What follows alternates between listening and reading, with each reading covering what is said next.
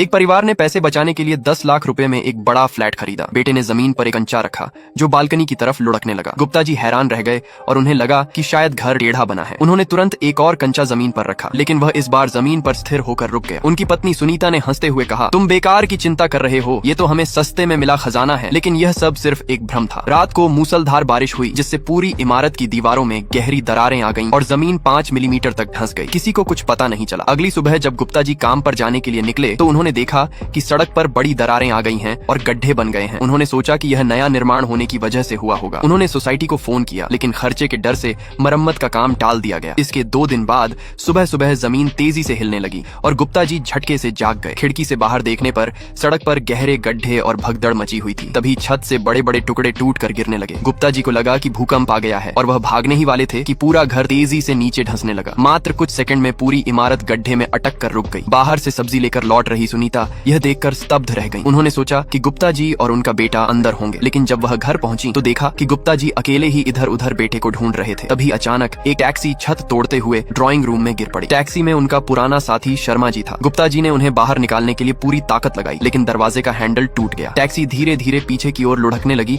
और गड्ढे में गिरने वाली थी। संयोग से टैक्सी एक बड़े पत्थर पर अटक गई। गुप्ता जी ने जैसे तैसे शर्मा जी को बाहर निकाला। फिर दोनों ने मिलकर बाकी लोगों को ढूंढने की कोशिश की। सभी बचे हुए लोग मिलकर छत पर गए ताकि ऊपर मदद के लिए फोन किया जा सके, लेकिन गड्ढे की गहराई इतनी ज्यादा थी कि वहाँ कोई मोबाइल सिग्नल नहीं था। उधर ऊपर बचाव दल ने रस्सियों के सहारे लोगों को निकालने की कोशिश की, लेकिन रस्सियां ज्यादा वजन न झेल पाने के कारण टूट गईं। इसके बाद बचाव दल ने ड्रोन नीचे भेजा, लेकिन गड्ढे की गहराई इतनी थी कि आधे रास्ते में ही ड्रोन का सिग्नल खो गया और वह गिर गया। नीचे फंसे लोगों को यह देखकर उम्मीद बंधी कि मदद के प्रयास किए जा रहे हैं। तभी एक और झटका लगा और इमारत फिर नीचे की ओर खिसकने लगी। गुप्ता जी ने जैसे तैसे खुद को संभाला, लेकिन शर्मा जी फिसल गए। पास में मौजूद सीमा ने उन्हें पकड़ने की कोशिश की, लेकिन वह उन्हें नहीं रोक सकी। तभी शर्मा जी को पास में बिजली की एक तार दिखाई दी। उन्होंने पूरी ताकत से उसे पकड़ लिया और खुद को बचा लिया। बचाव दल ने गड्ढे में राहत सामग्री और एक सैटेलाइट फोन फेंका। गुप्ता जी ने जैसे ही अपनी पत्नी को फोन करके बताया कि वह सुरक्षित है, तो उन्होंने बताया कि उनका बेटा लापता है। बेटे की आखिरी लोकेशन अभी भी इमारत के अंदर दिख रही थी। गुप्ता जी की चिंता बढ़ गई और उन्होंने अकेले ही नीचे जाकर उसे ढूंढने का फैसला कर लिया।